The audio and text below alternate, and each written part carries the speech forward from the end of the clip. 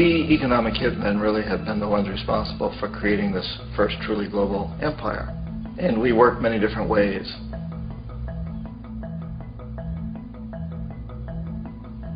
But perhaps the most common is that we will identify a country that has resources our corporations covet, like oil, and then arrange a huge loan to that country from the World Bank or one of its sister organizations.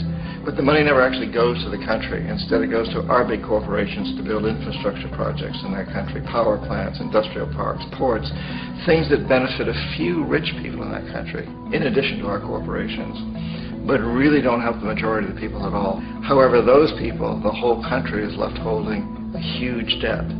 It's such a big debt they can't repay it, and that's part of the plan, that they can't repay it. And so at some point, we economic hitmen go back to them and say, listen, you owe us a lot of money, can't pay your debts, so sell your oil real cheap to our oil companies. Allow us to build a military base in your country, or send troops in support of ours to someplace in the world like Iraq, or vote with us on the next UN vote. To have their electric utility company privatized and their water and sewage system privatized and sold to U.S. corporations or other multinational corporations. So there was that whole mushrooming thing, and it's so typical of the way the IMF and the World Bank work, that you put a country in debt, it's such a big debt it can't pay it, and then you offer to refinance that debt and pay even more interest. And you demand this quid pro quo, which you call a conditionality or good governance, which means basically that they've got to sell off their resources, including many of their social services, their utility companies, their school systems sometimes, their penal systems, their insurance systems, to foreign corporations. So it's a double, triple, quadruple whammy. The precedent for economic hitmen really began back in the early 50s when democratically elected Mossadegh, who was elected in Iran. He was considered to be the hope for democracy in the Middle East and around the world. He was Time Magazine's Man of the Year. But one of the things that he'd run on and began to implement was the idea that foreign oil companies needed to pay the Iranian people a lot more for the oil that they were taking out of Iran. The Iranian people should benefit from their own oil. Strange policy. We didn't like that, of course. But we were afraid to do what we normally were doing, which was to send in the military. Instead, we sent in one CIA agent, Kermit Roosevelt, Teddy Roosevelt's relative. And Kermit went in with a few $1 million and was very, very effective and efficient. And in a short amount of time, he managed to get Mossadegh overthrown and brought in the Shah of Iran to replace him, who always was favorable to oil. And it was extremely effective.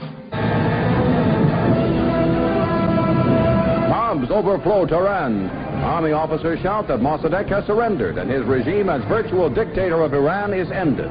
Pictures of the Shah are paraded through the streets as sentiment reverses. The Shah is welcomed home. So back here in the United States, in Washington, people looked around and said, wow, that was easy and cheap. So this established a whole new way of manipulating countries, of creating empire. The only problem with Roosevelt was that he was a card-carrying CIA agent, and had he been caught, the ramifications could have been pretty serious. So very quickly at that point, the decision was made to use private consultants to channel the money through the World Bank or the IMF or one of the other such agencies, to bring in people like me who worked for private companies, so that if we got caught, there would be no governmental ramifications.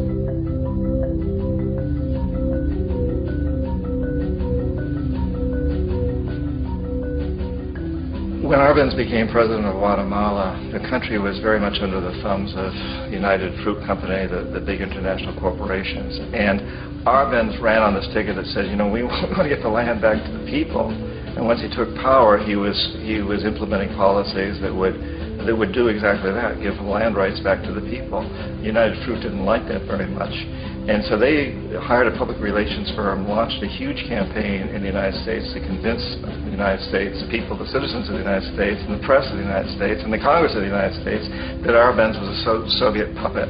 And that if we allowed him to stay in power, the Soviets would have a foothold in this hemisphere. And that, at that point in time, was a huge fear on everybody's mind, the Red Terror, the Communist Terror. And so, to make a long story short, Out of this public relations campaign came a commitment on the part of the CIA and the military to take this man out.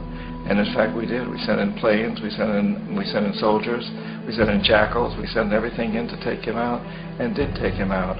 And as soon as he was removed from office, the new guy that took over after him basically reinstated everything to the big international corporations, including United Fruit.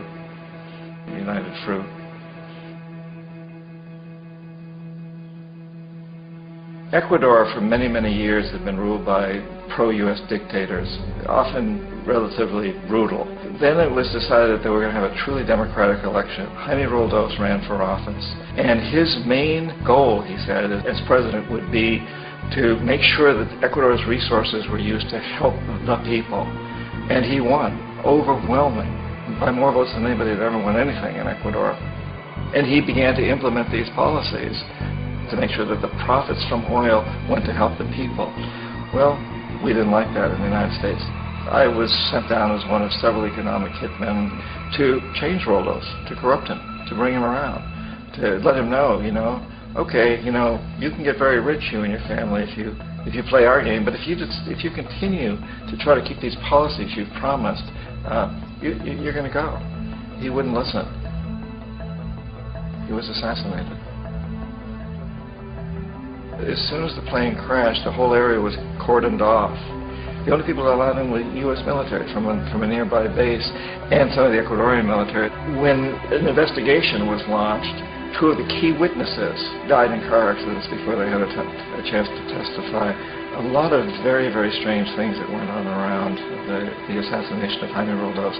I, like most people who really looked at this case, had absolutely no doubt that it was an assassination. And of course, in my position as an economic hitman, I was always expecting something to happen to Jaime, whether it be a coup or assassination, I wasn't sure, but that he would be taken down because he was not being corrupted. He would not allow himself to be corrupted the way we wanted to corrupt him. Omar Torrijos, president of Panama, was, one of my favorite people. I really, really liked him. He was very charismatic. He was a guy who really wanted to help his country. And when I tried to bribe him or corrupt him, he said, look, John, he called me Juanito. He said, look, Juanito, I don't need the money. What I really need is for my country to be treated fairly. I need for the United States to repay the debts that you owe my people for all the destruction you've done here. I need to be in a position where I can help other Latin American countries win their independence and be free of this terrible presence from the north that you people are exploiting us so badly. I need to have the Panama Canal back in the hands of the Panamanian people. That's what I want. And so, leave me alone. Don't try to bribe me. It was 1981. And in May, Jaime Roldos was assassinated. And Omar was very aware of this. Torrijos got his family together and he said, I'm probably next. But it's okay, because I've done what I came here to do. I renegotiated the canal. The canal will now be in our hands. He just finished negotiating the treaty with Jimmy Carter. In June of that same year, just a couple of months later, he also went down in an airplane crash, which there's no question was executed by CIA-sponsored jackals. Tremendous amount of evidence that one of Torrijos' security guards handed him at the last moment as he was getting on the plane a tape recorder, a small tape recorder that contained a bomb.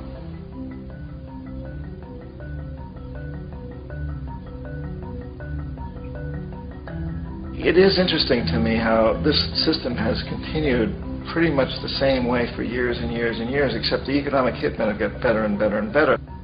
Then we come up with, very recently, what happened in Venezuela.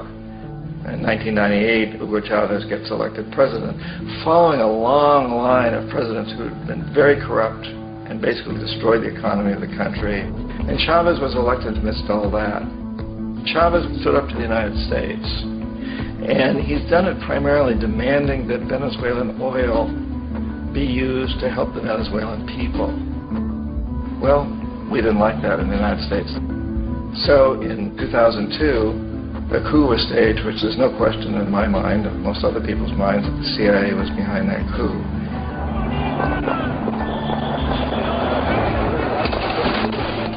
The way that that coup was fomented was very reflective of what Kermit Roosevelt had done in Iran, of paying people to go out into the streets to riot, to protest, to say this Chavez is very unpopular. You know, if you can get a few thousand people to do that, television can make it look like it's the whole country, and things start to mushroom. Except in the case of Chavez, he was smart enough, and the people were so strongly behind him that they overcame it, which was a phenomenal moment in the history of Latin America.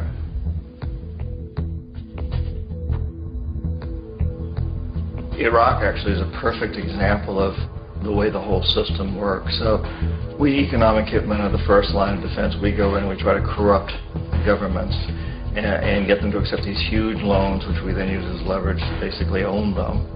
If we fail, as I failed in Panama with Omar Torrijos and in Ecuador with Jaime Roldos, men who refuse to be corrupted, then the second line of defense is we send in the jackals.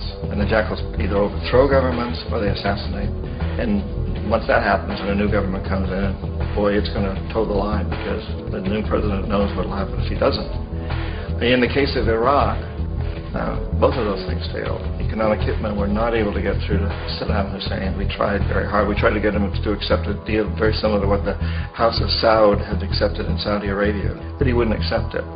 And so the jackals went in to take him out. They couldn't do it. His security was very good. After all, he had one time worked for the CIA. He'd been hired to assassinate a former president of Iraq and failed, but he knew the system. So in '91, we send in the troops and we take out the Iraqi military. So we assume at that point that Saddam Hussein is going to come around. We could have taken him out, of course, at that time, but we didn't want him. He's the kind of strong man we like. He controls his people. We thought he could control the Kurds and keep the Iranians in their border and keep pumping oil for us. And then once we took out his military, now he's going to come around. So the economic hitmen go back in the 90s without success. If they had had success, he'd still be running the country. We'd be selling him all the fighter jets he wants and everything else he wants. But they couldn't. They didn't have success. The jackals couldn't take him out again. So we sent the military in once again, and this time we did the complete job and took him out, and in the process created for ourselves some very, very lucrative construction deals. We had to reconstruct a country that we'd essentially destroyed, which is a pretty good deal if you own construction companies, big ones. So, you know, Iraq shows the three stages. The economic hitmen failed there, the jackals failed there, and as a final measure, the military goes in. And in that way, we've really created an empire, but we've done it very, very subtly. It's clandestine.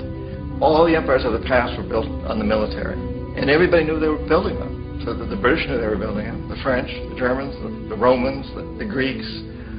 And they were proud of it, and they always had some excuse, like spreading civilization, spreading some religion, something like that. But they knew they were doing it. We don't. The majority of the people in the United States have no idea that we're living off the benefits of a clandestine empire. That today there's more slavery in the world than ever before. And then you have to ask yourself, well, if it's an empire, then who's the emperor? Obviously, our presidents of the United States are not emperors. An emperor is someone who's not elected, doesn't serve a limited term, and doesn't report to anyone, essentially. So you can't classify our presidents that way. But we do have what I consider to be the equivalent of the emperor, and it's what I call the corporatocracy. The corporatocracy is this group of individuals who run our biggest corporations, and they really act as the emperor of this empire. They control our media, either through direct ownership or advertising. They control most of our politicians because they finance their campaigns either through their corporations or through personal contributions that come out of the corporations. They're not elected. They don't serve a limited term. They don't report to anybody. And at the very top of the corporatocracy, you really can't tell whether a person's working for a private corporation or the government because they're always moving back and forth.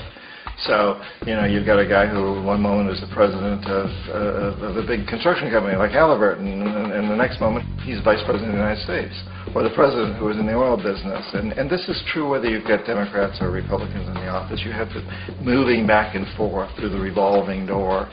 And in a way, our government is invisible a lot of the time, and its policies are carried out by our corporations on one level or another. And then again, the policies of the government are basically forged by the corporatocracy and then presented to the government. They become government policies. So it's an incredibly cozy relationship. This isn't a conspiracy theory type of thing. These people don't have to get together and plot to do things. They all basically work under one primary assumption, and that is that they must maximize profits regardless of the social and environmental costs.